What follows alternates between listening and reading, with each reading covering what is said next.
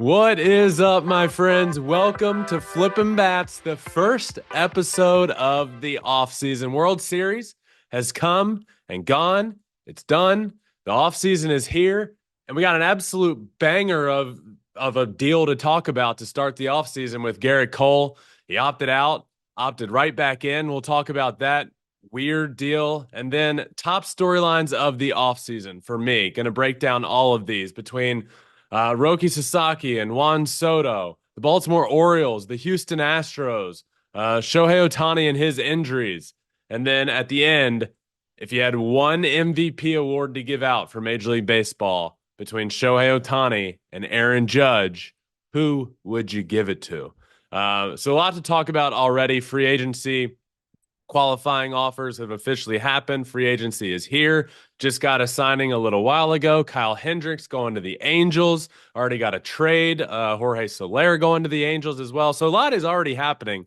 Not a ton of big stuff yet, besides this Gerrit Cole situation that I want to talk about immediately here off the bat. Because Gerrit Cole, who we all just saw in the World Series and didn't cover first base, and the World Series ended because 5 runs scored right after that. Well, the first order of business for him in the offseason was to opt out of his deal. Had 4 years and $144 million remaining on his contract and decided to opt out. Now, it's a bit of a weird situation, and just want to explain it for a second. He had the ability to opt out after this year. And the team could then have a team option, and they were able to add on 1 year and $36 million. So Gerrit opted out, which I felt like most people assumed would happen, opted out, and then the Yankees had the ability to add on an extra year to his deal for $36 million, bringing it to a 10th year of a deal. Well, they didn't do that. The Yankees decided not to do that. So you hear Gerrit Cole opts out, and then obviously you start hearing, oh, what, that could be a little odd. And then you start hearing, no, just kind of a formality. He's able to opt out, and the Yankees could add on a deal. But then you start hearing, well, the Yankees aren't going to do that. The Yankees essentially called Gerrit Cole's bluff and said, we're not adding on that year. And then Gerrit Cole opted right back into that deal. He opted out and then opted right back in as if nothing ever happened. So now he still has 4 years and $144 million on his contract. He decided to get back in on his deal and not test free agency for whatever reason. We know when he signed with the Yankees, he's the biggest Yankees fan ever, and he was at the games and had that sign, and we know he's a Yankee and wanted to be a Yankee, and now he is a Yankee, and the Yankees had an option to add on a year, and they're like, no, you either want to be a Yankee or you don't. We're happy with the deal we got you on. We're not going to add this. If you want to go to free agency, go to free agency. And Gerrit Cole said, nah, I'm good. So he opted right back in. He opted not to cover first base and then opted right back in on this deal. And so really just a nothing burger, a lot to do with nothing. He opted back into his deal. Gerrit Cole will be a Yankee, 4 years, $144 million remaining on his contract. So we got top offseason storylines to talk about as well. A lot to talk about here. First up, everybody, welcome new sponsor to the show, Go Sleeves. Just the absolute best thing on the market for recovery. Just a round of applause for this new sponsor. Pumped to have them. Best thing going. They got the Kinesio tape inside of the compression sleeve, which I can't say enough about for me and my current career, which is just playing a lot of golf and playing a lot of tennis. But man, I wish I had it when I was playing baseball. They got knee sleeves, calf sleeves, elbow sleeves, and a lot more to come. So check it out. Discounted rate at gosleeves.com/Verlander. But I am pumped to have Go Sleeves as a new friend of the pod and a new sponsor here. So go check them out now. Best thing going on the market for recovery. Now let's talk top off-season storylines.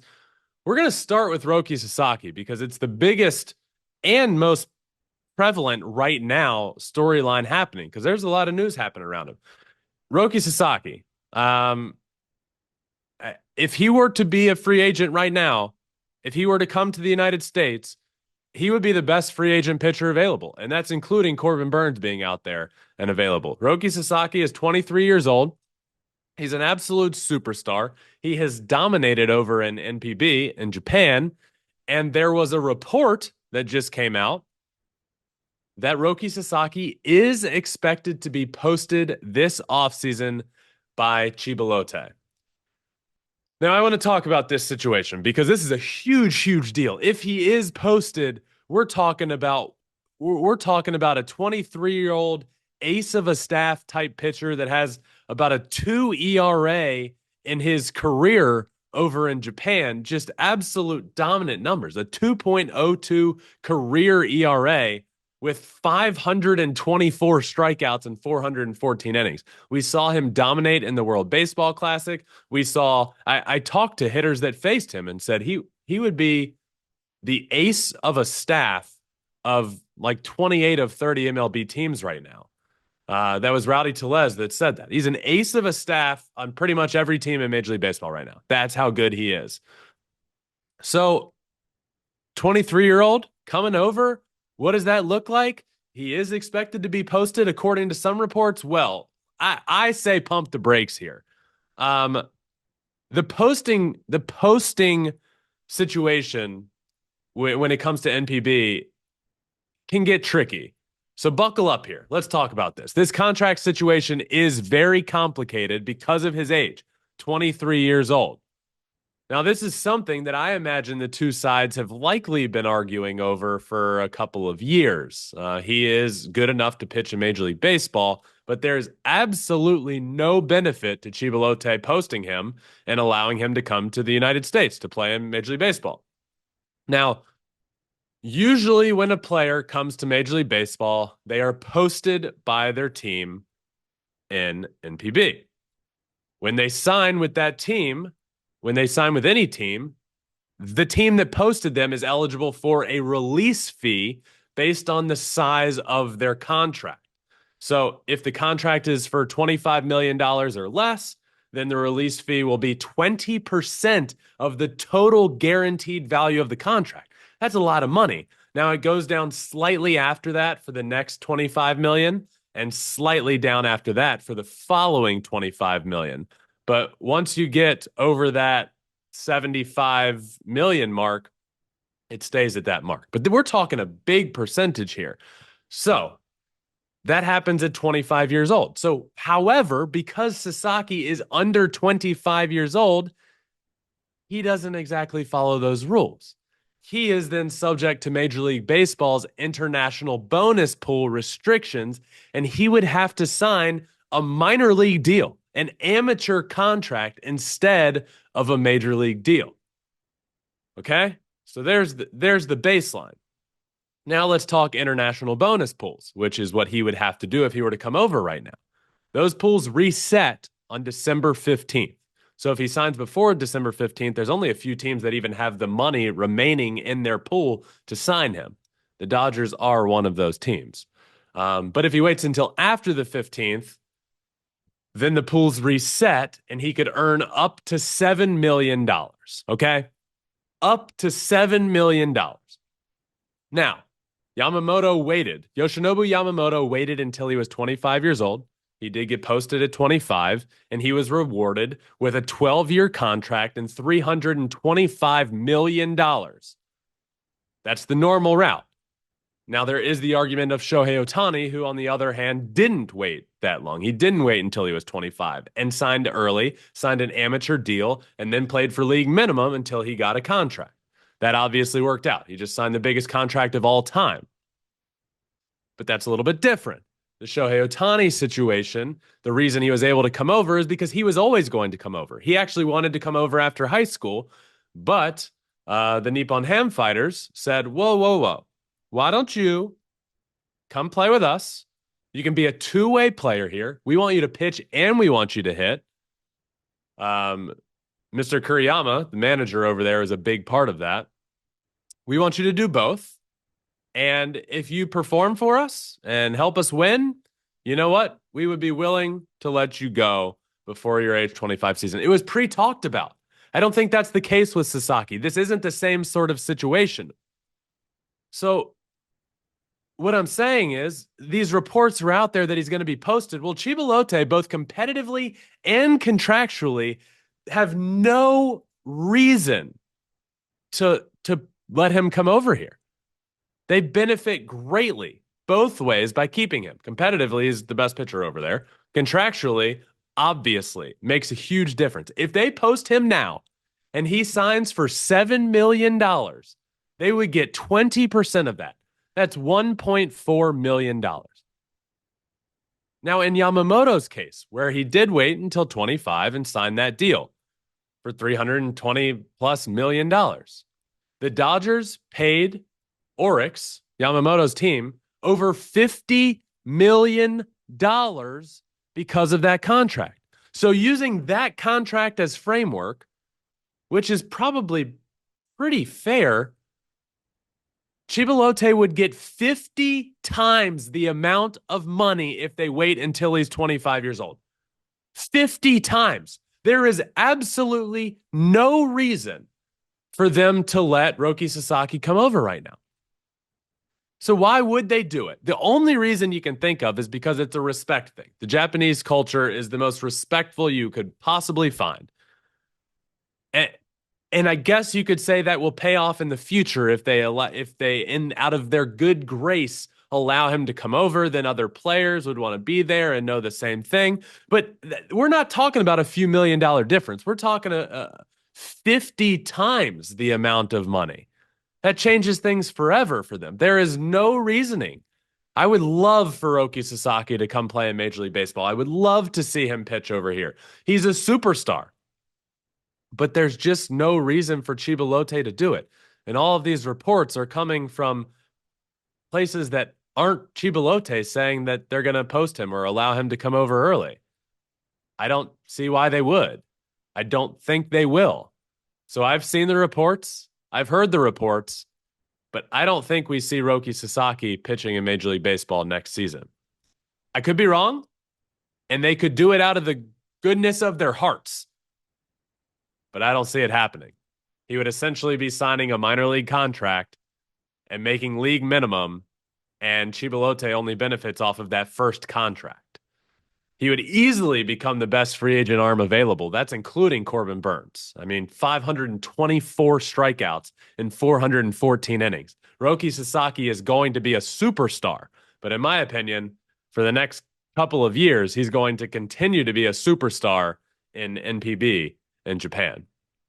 But that's a big one. That's a big talking point. We'll see what happens. I've heard and seen the reports.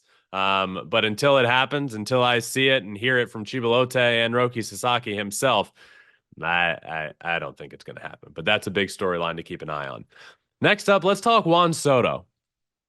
Free agent, went to the Yankees, traded there, big part of their success, end up in the World Series. They're not there probably without Juan Soto. They're not. I mean, throughout the regular season, he was great. And then in the postseason, he really carried them. Aaron Judge was not good once again in the postseason. So we are talking about one of the greatest free agents in history, especially given his age. I mean, man, he is a young phenom still at this point. So Juan Soto is set to be a free agent. Where is he going? There's lots of talks. I would say the teams that I could see him signing with: Yankees. There's the Mets. I think there's the Cubs to a degree. There's the Dodgers. I'd throw the Padres in there. The Blue Jays are always in talks. The Blue Jays missed out on Aaron Judge. The Blue Jays missed out on Shohei Ohtani. So why wouldn't they translate that money right into Juan Soto? I mentioned Aaron Judge because I was meaning to talk about the Giants. I think the Giants could be a play. Maybe the Red Sox to a degree. But Juan Soto is a free agent. And I am going to tell you why Juan Soto is going to sign with the New York Mets. Hear me out. Steve Cohen, let's start with money. Because I think money is top of mind and top priority to Juan Soto from whatever. Money and winning. Steve Cohen has all the money in the world. He can and he absolutely will outpay Hal Steinbrenner. I think Steve Cohen could potentially make Juan Soto the highest paid baseball player ever. There's a chance he beats Shohei Ohtani's contract. I mean, if he could give it, look, he's in his 20s, in his mid 20s. He could give him a 12 to 15-year deal, and he's not reaching 40 at that point. So I could see him beating that 700 million guaranteed. I honestly think we're looking somewhere between, if it's the Mets and Steve Cohen, I think we're looking somewhere between 600 and 750 million dollars. Steve Cohen can and will outbid Hal Steinbrenner. That's reason number one. Reason number two, I do think he cares about winning. And the cold, hard reality of this is the New York Mets are set up better to win over the next decade than the New York Yankees are. The New York Mets, over the next decade, will win more World Series than the New York Yankees will. The Yankees, their team's right in front of you. It was Aaron Judge, who had an MVP year. It was Gerrit Cole, who's coming off of a Cy Young Award the year prior, did deal with injuries, but came back for the second half and then the postseason. It was Aaron Judge, MVP, Gerrit Cole, Cy Young, and Juan Soto, who had a career year for an absolute phenom of a player. That's their team. It didn't work. And they have the 29th ranked farm system in all of baseball. So that's the cast you're dealing with. If you're the Yankees, if you're Juan Soto and you re-sign with the Yankees, it's run it back again. What are you running back? You got absolutely embarrassed by the Los Angeles Dodgers. Soto, Judge, Cole, and surrounding cast. It does not work. It did not work. You were outplayed. You beat the Guardians and you beat the Royals to get to the World Series. That's not exactly this crazy path that they had to go through to get there. They were outplayed. Their defense stinks. Their fundamentals stink. Their timely hitting stinks. Their superstar doesn't hit in the playoffs. The New York Yankees stink. They're the 2023 D-backs that made it to the World Series. Right? They're a good team. They can make the playoffs, but they're not a World Series championship team. They weren't with Soto. Why would he re-sign there? You just run back the same thing where you had an easy path to the World Series, and if you don't think it was an easy path, then you're lying to yourself. The Guardians and Royals are good teams. They're fine. But the Dodgers had to go through the Padres. They had to go through the hottest team in baseball and the Mets, or maybe you would have had to go through the Phillies. The NL path was way different. The Yankees didn't have that path. They had the World Series path handed to them, and then they were blown off the field with this core that they might just run right back next year, give or take a few different pieces. They don't have the money to sign Soto and then go crazy and get, I don't know, a Blake Snell or a Corbin Burns. I just don't see that happening. So you would essentially be running back the same thing with a poopy farm system, whereas on the Mets side of things, they have a farm system that's much higher, around the top 10 in baseball mark.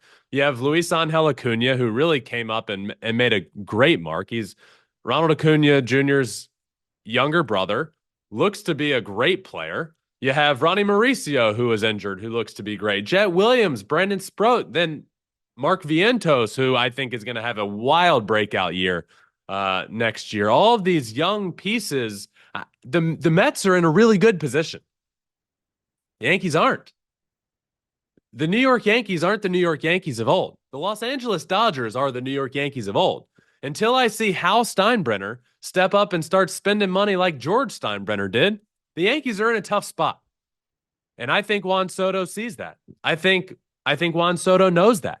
I don't think Juan Soto signs back there unless he gets the most money to sign there, which I think they're going to get outbid by Steve Cohen. Money, Mets. Winning over the next decade, give me the Mets. I think Juan Soto, who's the biggest free agent available and one of the best free agents of all time, will be signing with the New York Mets. Again, that's a top offseason storyline, one of the biggest. We will see what happens. We will keep you posted here on the show every single week. We'll probably be talking about that until he ends up signing, but we will see where that is. Another one for me, the Houston Astros.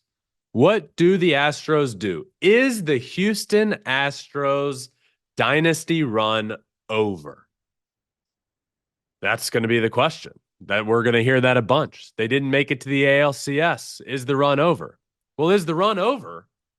I think a lot of that depends on Alex Bregman and what happens there. Now, Dana Brown, GM of the Astros, did say, I think we have a really good chance of re-signing him.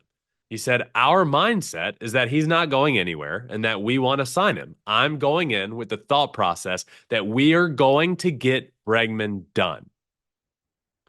So I get it. And I'm again I can speak on this as objectively as possible. My brother is not currently on the team. You want to call me biased? Fine. Well, Justin's a free agent. I am biased towards team free agency, not the Astros right now. And what I will say is, why would the run be over? Let's think about it. Why would the run be over? Now, the run of ALCS appearances is over, but their run of dominance absolutely is not done. Jim Crane, owner of the Astros, quote, as long as I'm here, the window will always be open. Then think about the team that will be on the field next year. Jose Altuve, Astro for life. Kyle Tucker on the team next year. I think they will get a deal done. Yordan Alvarez, Jeremy Pena on the pitching side of things. Framber Valdez, Hunter Brown, who was phenomenal in the second half. Ronel Blanco, Urquidy, Garcia coming back. And then you have eyes on Bregman. They are expecting to sign Bregman, but if you don't, then they'll pivot. So with that team, Altuve, Tucker, Yordan, Pena, Diaz in the catcher position, with a rotation that is already really good without adding in free agency, and you know they're going to, and a bullpen that will be really good, why would anyone be saying the run is over? I really don't understand it. I will take that lineup. I'll take that lineup and their depth right now over the New York Yankees lineup. And the Baltimore Orioles lineup can't hit in October.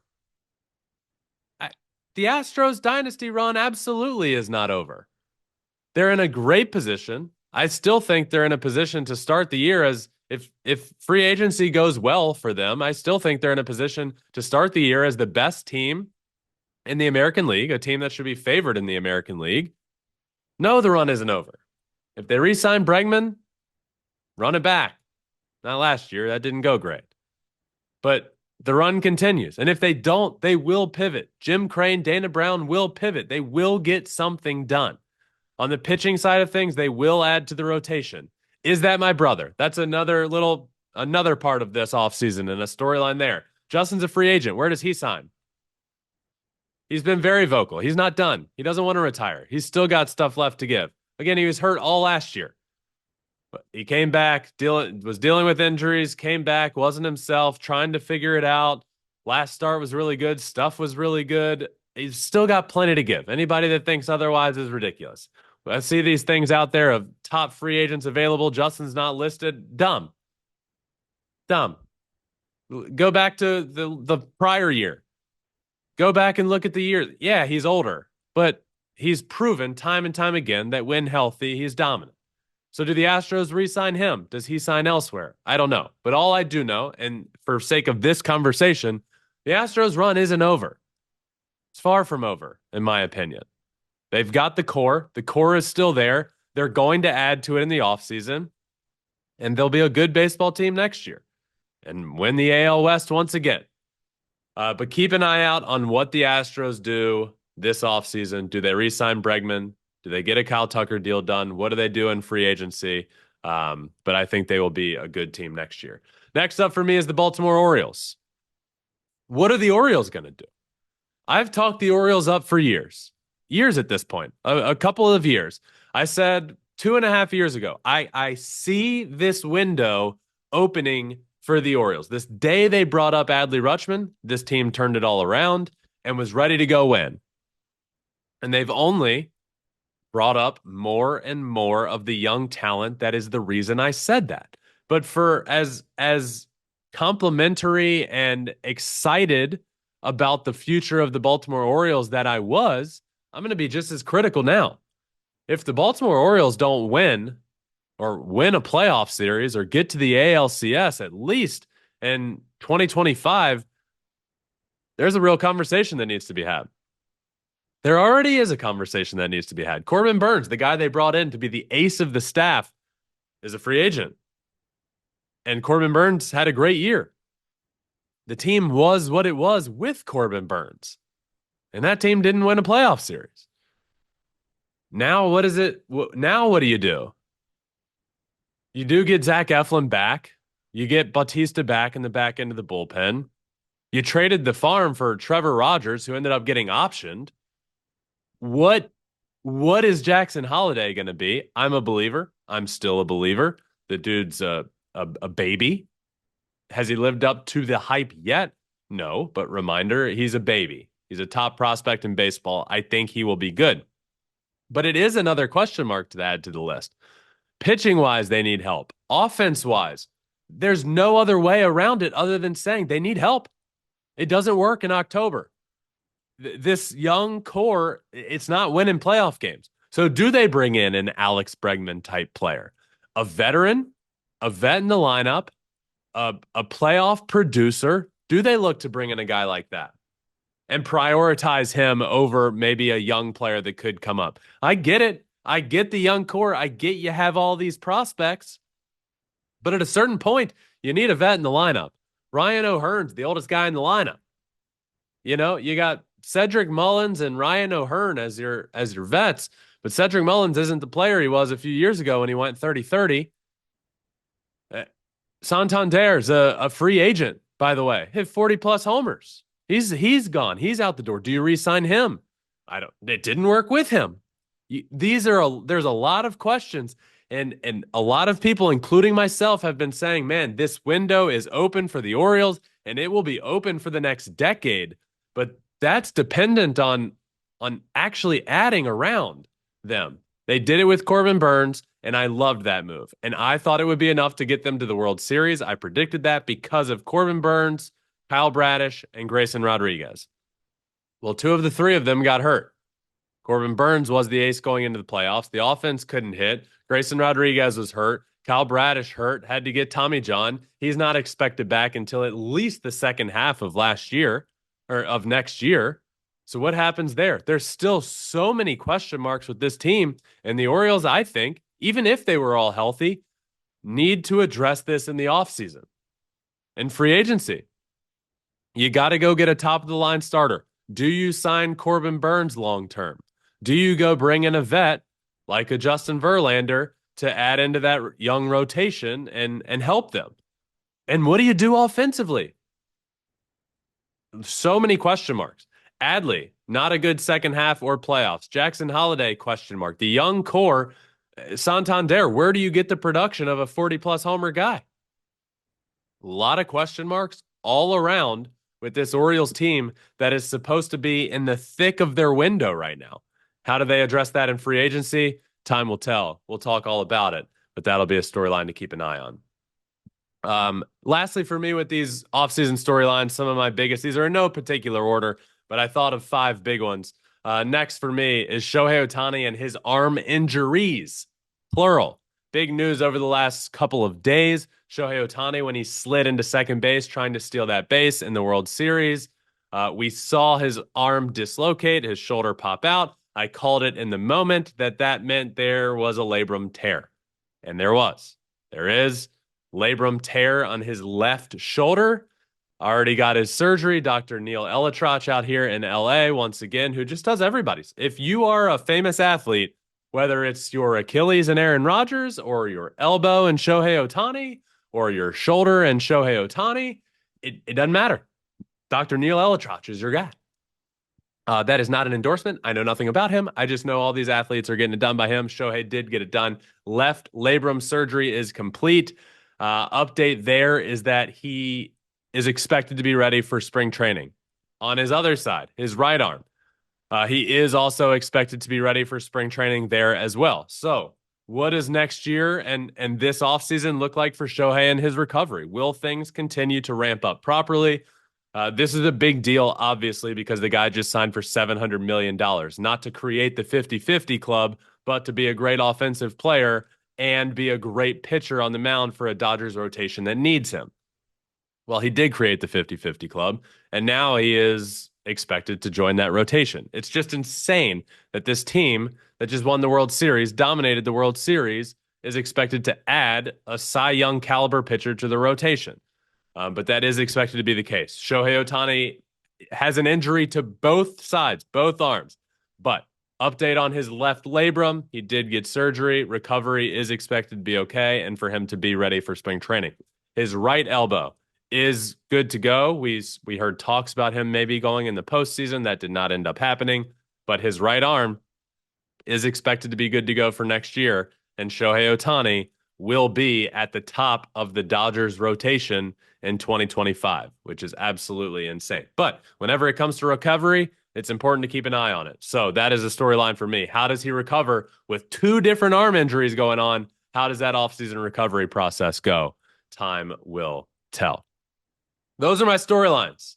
And the Shohei conversation led to a conversation online with me earlier this week. Put this out, and it really led to a big discussion.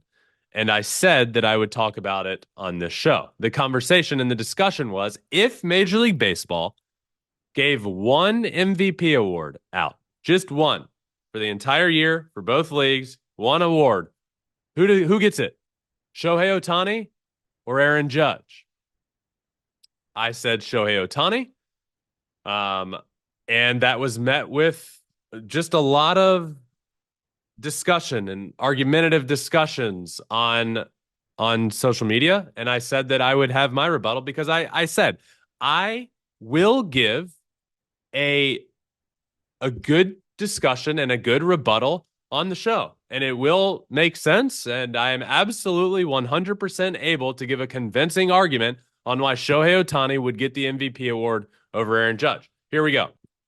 Let's start with the fact that Shohei Ohtani is the first ever 50-50 player in history. Now, we all know that, right? But that does mean something. When you have a situation such as this, I think making history matters. When you have two players, regardless of league for this conversation, it doesn't matter. When you have two players, both at the top of their game, both doing insane things, I think making history matters. He's the first ever 50-50 player in the history of baseball. This isn't a 40-40 club where there's only been 6 members and then Acuna and then Shohei. No. This wasn't a club. The 50-50 club is the Shohei Ohtani club. He invented it. He created it. He entered it. He burst through it. It's never been done before. Now, on the other end, Judge was on pace to break his own AL home run record. But he did have a slow September. He had 277 in September with 7 homers. Contrast that to Shohei in September, who hit 393 with 10 homers. I once again think that matters. When you have two players doing historic things, both on pace trying to do historic things, and one tapers off a bit and one excels in the last month, I again think that matters. One of them didn't end up making that history and passing that 62 homer mark. The other did end up busting through that history that he was trying to create, which was 50-50. 50-50 was a long shot, even when he got to 40-40 or was chasing that. It didn't end up even being close. Shohei hit 393 in September with 10 homers. Judge hit 277 with 7 homers. Again, making history matters. Another one for me. I think when you look at them in the lineup, one of them can be alleviated and the other can't. What do I mean by that? Well, let me explain. Okay, you could say, oh, WAR, but the WAR, his WAR, Judge's WAR. Save it. This conversation I'm about to have all comes down to scoring runs. The way to win baseball games is to score runs. You want to have a WAR discussion? We can have a discussion that a DH is given a negative WAR to start the season, which I disagree with. Not zero, where on the defensive side of things you can gain WAR by playing defense. DH isn't given a 0 in the defensive WAR category. They start from a negative standpoint.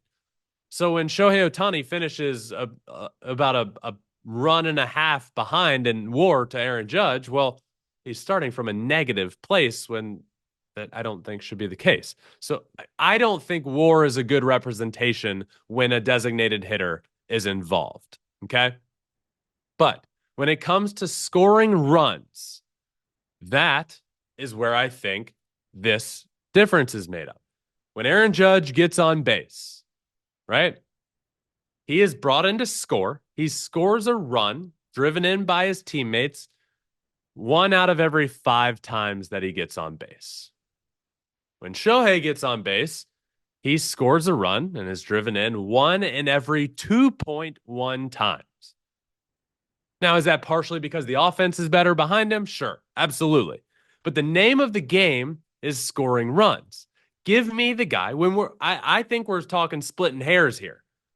Give me the guy that's going to get on base. He's going to steal a base and get into scoring position and then be driven in by a single. That's not the case with Aaron Judge. If you put him on base, if you walk him, if he hits a single, the odds of him scoring are about 20%. The odds of Shohei scoring are about 50%. That helps the team. Scoring runs helps the team. You want to talk advanced stats?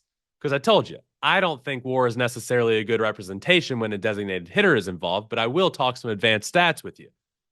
Let's talk win probability added, WPA. Shohei Ohtani, 6.7. Aaron Judge, 6.2. Again, that's win probability added. Let's talk CWPA, which is championship win probability added. You might think I'm getting pretty into the weeds here. Again, this is an advanced analytic that is represented on Baseball Reference. Both win probability added has been for a while. CWPA, not quite as long, but Shohei 5.4, Aaron Judge 4.3, which is second in all of baseball. Shohei Ohtani way ahead. What this says is that Shohei's hitting contributed the most in all of baseball to his team winning a championship. I think if the award, again, this is a regular season award. We're not going to take postseason involved, even though I would love to. Because Shohei Ohtani won the World Series. Aaron Judge did not play well in the postseason. Once again, was a virtual non-factor in the playoffs and in the World Series. On the other end, Shohei Ohtani was not throughout the playoffs and then was playing with a torn labrum in one arm in the World Series. But again, this is a regular season award. I think we're splitting hairs. I think Shohei's history of 50-50 matters. I think the fact that Aaron Judge didn't break his record and didn't break the home run record matters. I think Shohei's hot finish to the season matters. I think Aaron Judge's cold finish to the season matters. I think Shohei Ohtani stealing 59 bases and getting into scoring position for his team and scoring runs at a much better pace when he gets on base than Aaron Judge matters. I think Shohei Ohtani having 411 total bases, the highest total since 2001, matters. 411 total bases has only been exceeded 15 times in Major League Baseball history. Only 19 players in history have even reached 400. Only 30 since 1900. And in 2001, when I said this is the highest total since 2001, yeah, you probably guessed it. Barry Bonds in 2001, the record-breaking year, 411, the exact same total. Shohei Ohtani reached 411 total bases this year. I think that matters. So, Shohei Ohtani versus Aaron Judge, who would get the one MVP award if Major League Baseball gave out one award in total? Give me Shohei Ohtani over Aaron Judge. That was the argument that was had on social media and that I wanted to have here on the show. And this is the 2024-2025 MLB offseason. What a start. What a start to the offseason. What an episode to get us rolling. Thanks again to our sponsor, Go Sleeves. Again, check out gosleeves.com/Verlander for a good percentage off of knee sleeves or calf sleeves or elbow sleeves, whatever. Go check it out. And make sure you subscribe wherever you listen to your podcast, Apple, Spotify, wherever. Please subscribe, leave a 5-star review. That all does really help, especially as we're heading into this offseason, so you don't miss anything. And watch every episode as well on our YouTube channel, Flippin' Bats Pod there. We put everything we do out on YouTube. I love hopping in those comments and watching with you guys for the live premiere and then commenting back. So if you don't, go watch as well. We're also on all social media at Flippin' Bats Pod everywhere. I am so pumped up for this offseason. This is going to be a lot of fun. We got Juan Soto. We got Roki Sakaki potential news coming out. We have Corbin Burnt. There's so much that needs to happen on top of coming off of an offseason where Scott Boras didn't have a good showing. It was not a good year last year for Scott Boras. And now he has some of the biggest free agents available, including Juan Soto. We'll see what he does there. Blake Snell as well. So does Scott Boras have a resurgence this year with his guys? We'll see. But a lot to talk about. We'll do it every step of the way. Soon we'll have coming out next week. We'll have free agent predictions and where I think everybody's going to go and how much they're signing for. We'll do all of that. I could not be more excited for the offseason. Hope you guys are as well for everything coming your way. I appreciate you all. I love you guys. I love this community. And I love talking offseason baseball. Let's do it.